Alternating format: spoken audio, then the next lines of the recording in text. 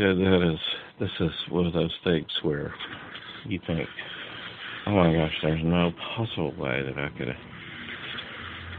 go back to sleep and not remember or think about. But I mean, it's just so vivid of being in the UK for some reason. I have no idea what we were doing there or who was there, whatever. And then, I mean, gosh, it's just so intense thinking about this. And then there was an agent. The agent said, we have to do this test on you to find out whether or not you've ever known anything about drugs, or because, well, let's see, let me jump back. What was it we were, oh, I know what it was. It was, and I don't know who the other person was. It was a British person, I think. And I think it's probably because I'm reading this book about Dwight Eisenhower and Kay and all this kind of stuff. But we were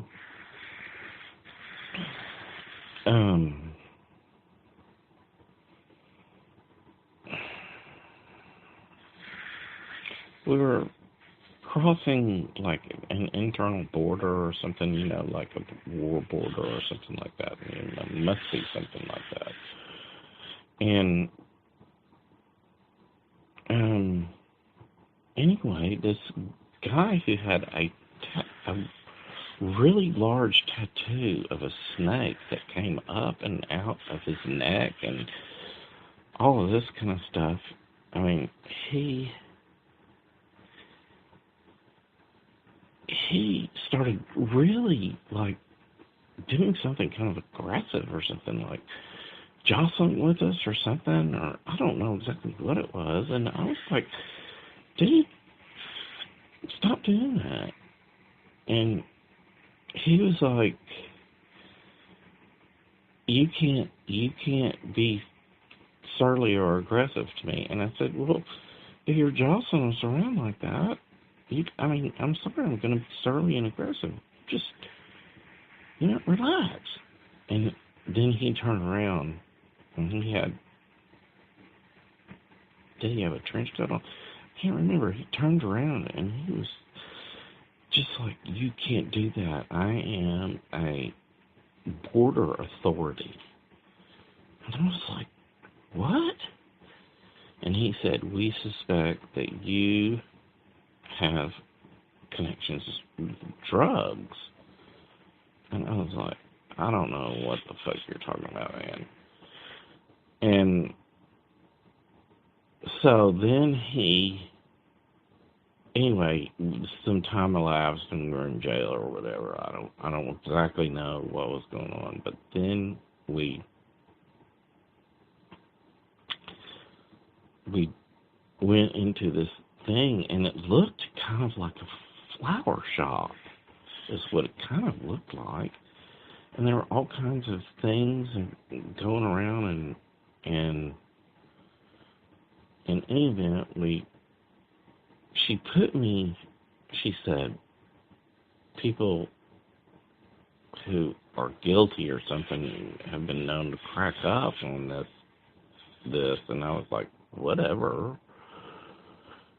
And so she asked me a bunch of questions, and then she pulled out a dossier, and it had all of these newspaper articles and stuff, and it was like, this is what the newspaper has reported, about you. And I was looking at it, and it was like the original Mach 1 wreck when I was 14, and, just all kinds of crazy stuff. And I get, anyway, I looked at the newspaper, and I was like, whatever. I mean, there's nothing here. And the woman was like, and, we know about you. And I was just going, whatever. You know about me. And I turned around and looked at her, and I was like, I'm sorry. You live in London. Do you know anything about Little Rock, Arkansas? And I just was like, man, I don't know what you all think you have, but I'm just me.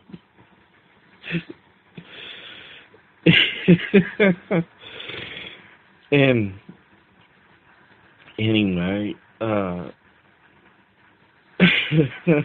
she was like really, really serious, and then she said, "Well, we have to do this procedure next," and I was like, "Okay, whatever. You can do the procedure." And so they put me in this black chair. That's exactly. I just remember this part really vividly. That it was exactly like one of those chairs at a barber shop or a beauty parlor where it's black and it's thick and it's just kind of got metal where you hook your feet on the bottom of it and whatever. And so then the chair started to turn circles, and I was like, man, I don't know what the hell they are doing to me. And then the chair started tracking off, and like I say, it was like one of those flower stores up in the Heights, except really big, like Tipton and Hearst or something. And the chair was just moving around the floor and just going around in a big circle on the floor, and she was, walking kind of like one of those films where you see the Russian, woman, except this woman was not unattractive. I mean, she was pretty, and but she's full. She may have been a redhead too, as I recall. But anyway, so. Anyway, the chair was kind of going around in a big circle on the bottom, And then all of a sudden the chair just started lifting up off the ground, kind of like, our helicopter or whatever. And then it was a really tall building. And so then I was going up and down and then spinning around in circles. And I just started laughing. She was going, and then I could hear her kind of walking on the ground or whatever, and she was going, "This is very serious, stop laughing." And I was going, I can't help it, this is so weird. This chair going in the circles, he found stuff on me in Little Rock, Arkansas, newspaper articles. I mean, it's just so weird. And then she, then pops into these chairs that are way up in the ceiling, that she would pop into one, and then she would be there, and she would ask me some bizarre question, like, what was your address when you were there? And I was like, I can't remember, I don't know.